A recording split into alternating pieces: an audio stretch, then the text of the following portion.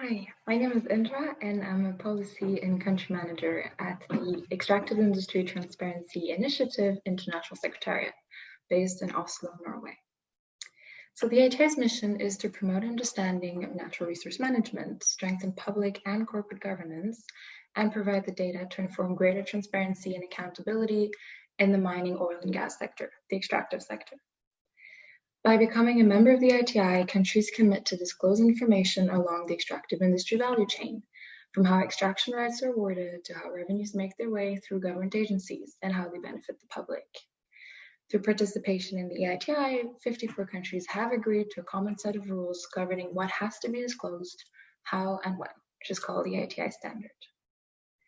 While governments commit to implement the EITI, the standard applies to companies as well. Disclosures under the ITI can therefore trigger investment in gender equality from both government and industry and help empower civil society organizations to advocate for change. The ITI's multi-stakeholder nature helps ensure buy-in from all stakeholders and promotes dialogue. It aligns with the multi-sectoral approach underscored in the lesson today, whereby all stakeholders collaborate to further gender equality in extractives. In June 2019, the EITI board approved the 2019 Eiti Standard, which includes for the first time provisions related to gender. Each provision can help address challenges mentioned in the lesson today. The standard is available on our website in full. So requirement 1.4 of the standard requires that EITI multi-stakeholder groups consider gender balance in their representation. As you've seen in the lesson today, government and companies can work to ensure that women have a seat at the table and influence decision-making as well. When nominating the representatives on MSG, on the EITI multi-stakeholder groups, each constituency should take into consideration gender balance and encourage the meaningful participation of women in the design and oversight of the EITI implementation. Secondly, requirement 6.3 requires the disclosure of employment data disaggregated by gender and where available by project and role. As you've seen in this lesson, data is key in shedding light on the experience of women in the extractive sector. It helps design better policies and monitor the implementation. While the Eiti standard requires only employment data to be disaggregated by gender, countries can apply this to other Eiti disclosures. For example, to better understand how company social expenditures benefit women, or to map government policies that affect women in the extractive sector. Really, the EITI prioritizes national ownership and should make sure that implementation responds to national priorities. Thirdly, requirement 7.1 requires that the EITI multi-stakeholder groups consider access challenges and information needs of different genders and subgroups. This lesson highlighted challenges related to information sharing and capacity gaps that particularly affect women. Multi-stakeholder groups can work closely with women's networks and associations to better understand and address information needs and capacity gaps, and how EITI disclosures can be improved accordingly. Increased local stakeholder engagement that take women's access challenges and information needs into consideration can also help improve relations between companies and women in the communities where they operate. Finally, as part of requirement 7.4, EITI multi-stakeholder groups are encouraged to document how they strengthen gender equality and social inclusion through implementation. Today's lesson showed that investment in gender equality in mining should lead to positive impacts and align with community benefits. This assessment can be done on an annual basis and demonstrate how the implementation of the 3 other EITI provisions that I just listed contributed to improving the social performance of extractive activities. So to help countries implement these 4 provisions and make progress towards more gender-responsive EITI implementation, the EITI International Secretariat published its Guidance Note number 30 in August 2019. The Guidance Note clarifies what is required and expected from EITI multi-stakeholder groups, but it also provides best practice examples and shares mechanisms and techniques that can help address challenges related to women's participation in extractive resource governance.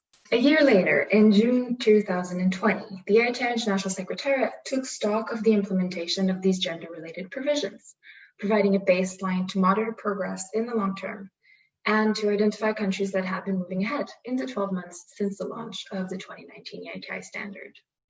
While very encouraging, the results of the stocktake showed that there's still a very long way to go. So with regards to women's representation on multi-stakeholder groups, the Stockstick showed that on average and across EIT implementing countries, women make up 21% of MSG members.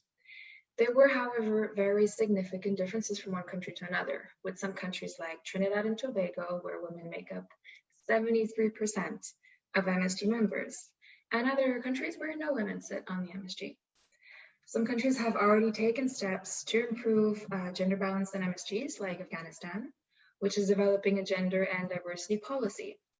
It sets a minimum percentage for women's representation and strongly encourages each constituency to identify a reasonable proportion of women candidates when they nominate new MSG members. Whether MSG chairs and national coordinators are women is also key, as women in decision-making and lead positions. So secondly, with regards to gender disaggregated data, the Stockstick showed that a third of EIT implementing countries provide gender disaggregated employment data. And that's either as a percentage of total employees in the sector or in absolute figures as disclosed by reporting companies. One very good example is Madagascar, as you can see on the slide, that further disaggregates data disclosed by companies and by role. And so in addition to reporting on employment data, several countries disclose gender-sensitive data on social expenditures by extractive companies, including Ethiopia and Zambia. Such data can help track whether company social expenditures respond to priorities identified by women, or whether or not they benefit women's groups in areas hosting extractive activities. There are also good examples of countries that have highlighted legislation and government policies that relate to gender and extractives. For instance, terms of mineral processing permits in the Philippines include conditions to respect women workers' rights to participate in policy and decision-making. In Senegal, reporting has informed reforms to promote greater inclusion. For example, the 2016 Mining Code states that local development plans must integrate projects for the empowerment of women. With regards to outreach and dissemination and documentation of impact requirements 7.1 and 7.4, the Stockstick showed that at least a quarter of implementing countries report that they consider gender when conducting dissemination activities and in assessing the impact of the ITI. For example, by including women in consultations. Ensuring that women are able to attend such activities by paying close attention to location, timing of events as well is very key. Women can also have specific capacity building and data needs that should be addressed through such activities, and countries have been taking those into consideration.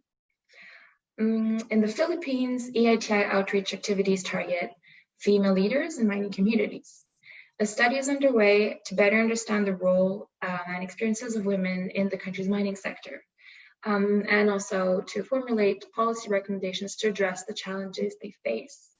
As you can see on the slide, the study seeks to answer a variety of questions, including, for example, what are women's roles and participation in the mining industry, and what are the social, economic, and environmental impacts of mining on women in two particular communities, Mancayan and Benguet, and Mako and Compostela Valley.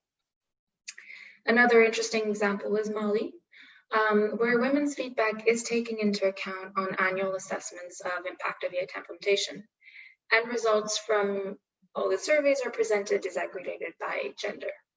In Burkina Faso, Liberia, and Madagascar, gender-inclusive activities led by women's groups and companies that seek to empower women at the local level are included in annual impact assessments.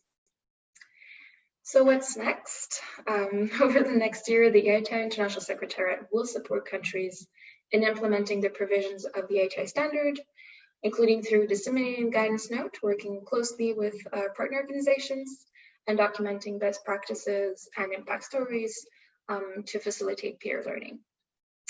The Secretariat is also facilitating dialogue between relevant stakeholders, including women's organizations and networks. I'm really hoping that they can share experience on implementing the requirements, but also going beyond these requirements depending on the local context and building capacity and raising awareness at the country level. Thank you and good luck with the rest of the MOOC.